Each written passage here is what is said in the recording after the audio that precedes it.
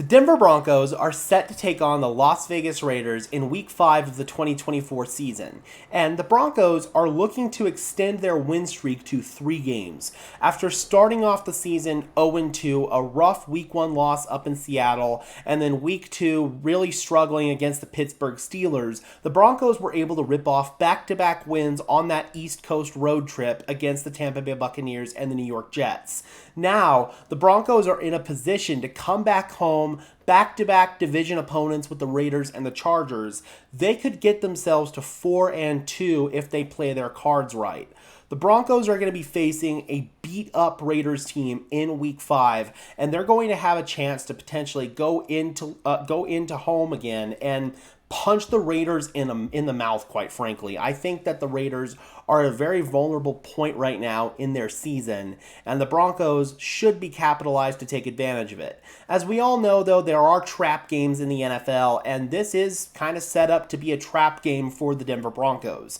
It's on the coaching staff. It's on Sean Payton. It's on Vance Joseph. It's on, to some extent, Joe Lombardi to make sure that the Broncos do not fall into this trap. If you guys aren't familiar with how we do these game preview videos, I like to break things down from the opponent's point of view and look at what the Raiders are bringing to the table in this game and some ways that the Broncos can counter what the Raiders are doing and how they can beat them. So, without further ado, let's go ahead and bring in the Raiders depth chart from our favorite website, ourlads.com. And we're going to start off with the quarterback position with Gardner Minshew, who won the open quarterback competition between Aiden O'Connell and him this offseason. Minshew has not been a world beater at the quarterback position this year, but he hasn't been bad. He's really been kind of a game manager. 877 yards, 3 touchdowns, 3 interceptions, not world-beating stats. He's also taken 13 sacks this year, some of them on him, some of them on the offensive line.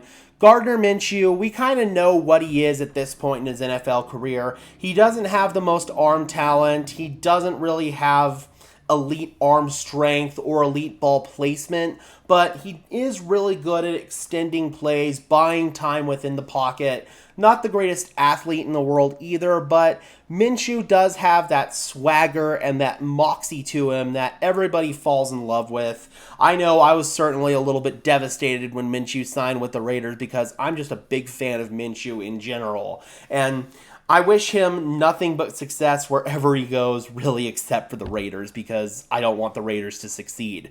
But Gardner Minshew, he's been okay. Nothing really to write home about. There has been talks at various points throughout the year of maybe putting in Aiden O'Connell, the former 4th-round pick out of Purdue, who was the starter for a majority of last year after Jimmy Garoppolo got benched. I don't think Aiden O'Connell is really going to make a big difference at the quarterback position. I think both Gardner Minshew and Aiden O'Connell have their deficiencies to their game that are ultimately going to hold this Raiders offense back. It's a large part of why Davante Adams wants out is because they have a subpar quarterback situation.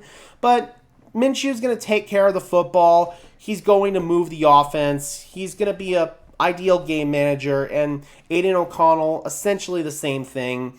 Not much of a drop-off if O'Connell were to have to go into the game either for injury or Minshew ineffectiveness. Moving into the wide receiver position, and this is where some turmoil has certainly been for the Raiders. We've already made several videos on the Davante Adams situation. He wants out. The Raiders haven't fulfilled various promises that were given to Davante when he first got traded to the Raiders to begin with. The first one being, of course, Derek Carr being exiled out of the building after just 1 year and failing to upgrade at the quarterback position after exiling Derek Carr.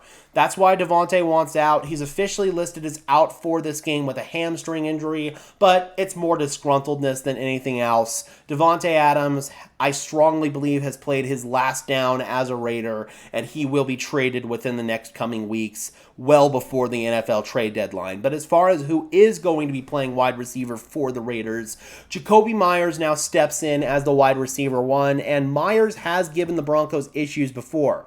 In the Week 1 matchup last season, Meyers feasted on Damari Mathis. Mathis could not do anything against Jakobi Meyers, and he absolutely cooked him. In that final game, I thought that he did the same thing, but with Fabian Moreau instead of Damari Mathis. The Broncos are now going to have a situation where Pat Surtain is going to be matched up against Jakobi Meyers, and we've seen what Pat Surtain has been able to do to teams' number one receivers this year. It's going to be really tough for Jakobi Meyers to really get going against Pat Surtain. And now it's going to leave an interesting situation as to who is going to be going up against Riley Moss. They've got DJ Turner, the former Maryland and Pitt wide receiver. He's been there since 2021. Alex Bachman. They've got Tyreek McAllister, former Denver Bronco. And then they've got Trey Tucker, speed merchant out of the University of Cincinnati. This is his second year in the NFL. And Jaquan McMillan is probably going to be going up against him, but I don't really know who they're going to match up at this point in time against Riley Moss, but Moss has played well this year. This receiving core for the Raiders, if you take away Devontae Adams and you've got Pat Surtain shutting down Jakobi Meyers on the other side, then it's going to be really difficult for this team to get anything going. Trey Tucker going up against Jaquan McMillan, who's been arguably the best nickel corner in the NFL this whole season. I think that it's going to be a really tough ask for the Raiders receiving core to generate production. And that's going to put a lot of stress on Brock Bowers, their first round tight end this year, who the Broncos famously passed on to draft Bo Nix. I believe that Bowers is going to be the Raiders' most effective pass catcher in this game. And his running mate, Michael Mayer, the former second-round pick out of Notre Dame, is going to be out for this game because of personal reasons. It's going to be really tough, man. Raiders are going to have some issues here if all they've got offensively is Brock Bowers. And to compound the issues, Zamir White, their starting running back, is out. Harrison Bryant, their backup tight end, I think he's solid. He could probably step in for Mayer. But with running back, having Zamir White out, on paper it's going to hurt. But Alexander Mattison has actually been the more efficient rusher this year. Zamir White is only averaging about 3 yards per carry, whereas Mattison is over 5 yards per carry, but he's only had 17 rushing attempts on the season. Mattison now figures to step in and be the starter with Zamir White ruled out for this game. And on paper, losing Zamir White hurts, but in reality, I think that Alexander Mattison could be the better player in this situation and might even steal the starting job from Zamir White if he continues to play well and average over 5 yards per carry. They have Amir Abdullah there. He's their third down running back. Dylan Laube is a guy to keep an eye on. He was a star at the University of New Hampshire. Shout out to my 5280 podcast co-host Glenn Hauser, another New Hampshire alum. But Dylan Laube, really good at New Hampshire. I think that he could be a good change of pace back for them. And then they've got Sincere McCormick there as well. Moving into the offensive line, the Raiders are dealing with some issues up there. Thayer Munford, the starting right tackle, is out. So DJ Glaze, their third-round pick from this year, now figures to step into that role. Dylan Parham, their starting right guard, he is questionable, highly questionable in this one. So I don't know who's going to slide in. Possibly Jackson Powers Johnson, the rookie out of Oregon. Wouldn't be surprised at all if that's who they slide in there. I know that they really like him both as a guard and as a center, but they've got an entrenched veteran as their center in Andre James. So I don't think that they have plans to move Powers Johnson to center anytime soon. Cody Whitehair, left guard. He's a longtime veteran, formerly of the Chicago Bears. Came over to the Raiders with offensive coordinator Luke Getsy. They've got Colton Miller, one of the best left tackles in the NFL. Easily the strength of that offensive line. Andrus Peat, reliable veteran guy Sean Payton and this coaching staff are very familiar with from his time in New Orleans. He is a reserve guy on that offensive line. Jordan Meredith, also not a bad player either. So the Raiders got some decent depth pieces that I think are going to step in and at least play okay for this team in place of Thayer Munford and Dylan Parham. But with this Broncos pass rush, on the interior, they've been really getting after guys with guys like Zach Allen, John Franklin Myers, Malcolm Roach, DJ Jones. And on the edge rush unit, Nick Benito's played well, Jonathan Cooper's played well, Jonah Ellis has played well as a rotational guy, and even Dondre Tillman, the former UFL star.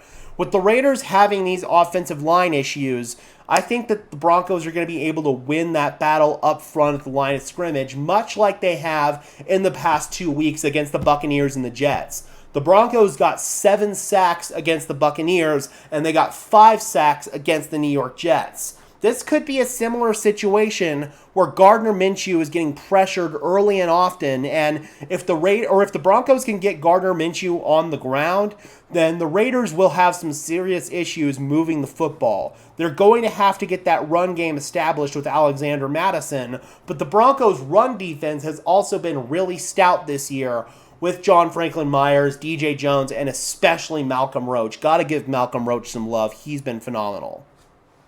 Moving into the defensive side of the ball for the Raiders, Max Crosby, he did get a limited practice in on Friday. I believe that since that happened, he will play in this game. He's not going to be 100%, but we've seen Max Crosby go out there and play through some really serious injuries and look like the same old Max Crosby. So I'm not expecting Max Crosby to have a significant drop-off out there. He's going to play, and he's going to play well. He is what makes this entire Raiders defense function at a high level.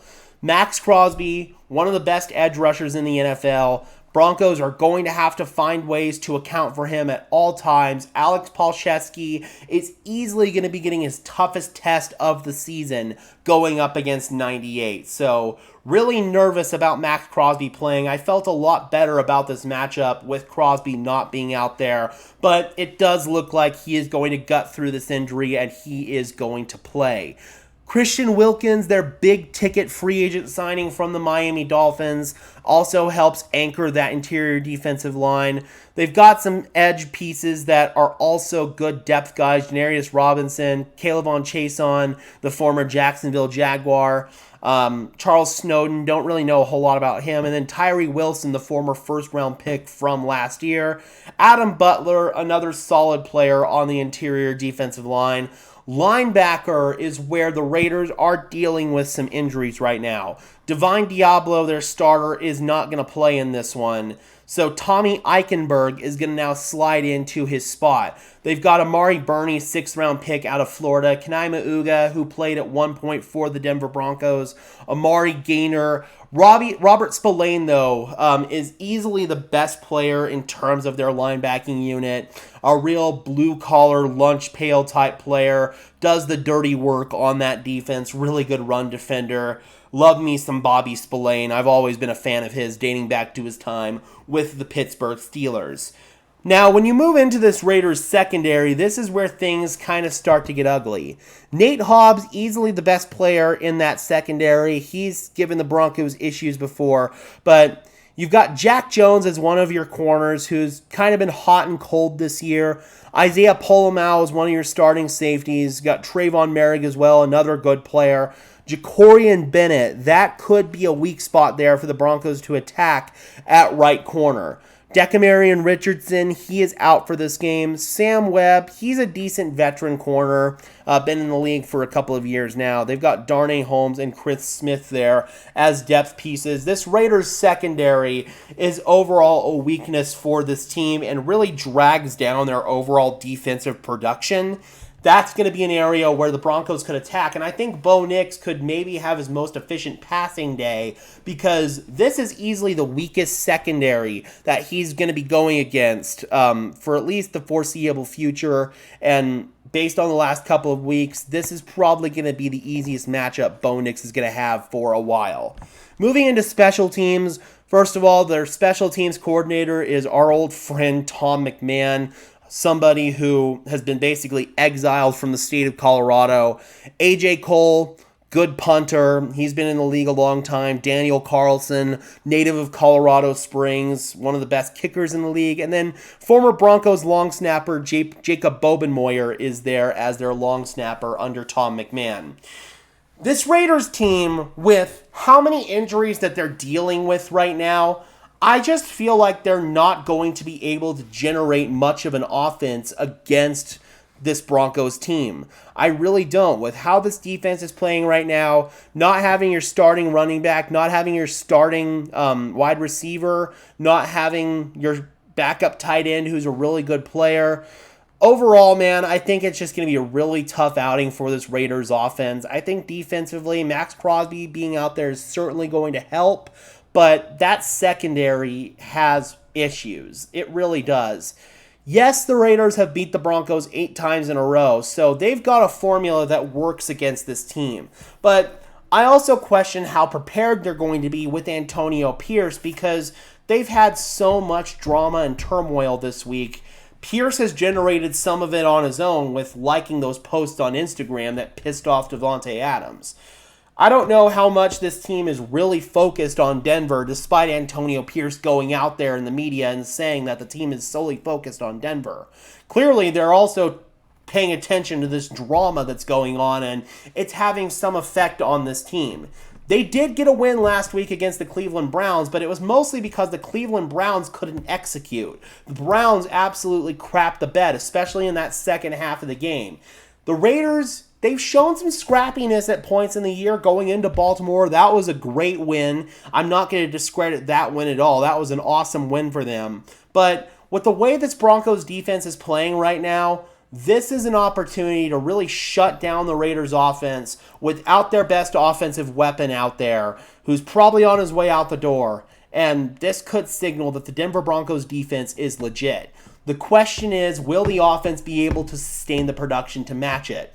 With the Raiders defense being weakened right now, I would say hopefully yes. So because of this, I have the Denver Broncos winning this game 24-14. I think this is going to be the best overall day offensively. I think they're going to be able to move the ball well against this defense. I think that they're going to hopefully be able to establish a ground game. And then defensively, I think that the Broncos defense is going to make it really hard for this Raiders offense to sustain production. So Broncos winning 24-14. Let me know in the comment section below, Broncos country. Do you think this could be a trap game for the Denver Broncos? Again, like I said earlier, it's going to be on the coaching staff to make sure that the Broncos do not fall into this trap. And additionally, what do you think the score of this game is going to be? Drop those comments down below, guys. I would love to hear your thoughts, as always. Be sure to leave a like on this video, as well as subscribe and ring the bell so these videos appear in your notification feed. I would really appreciate it, guys. Those are both free and easy ways to show your support,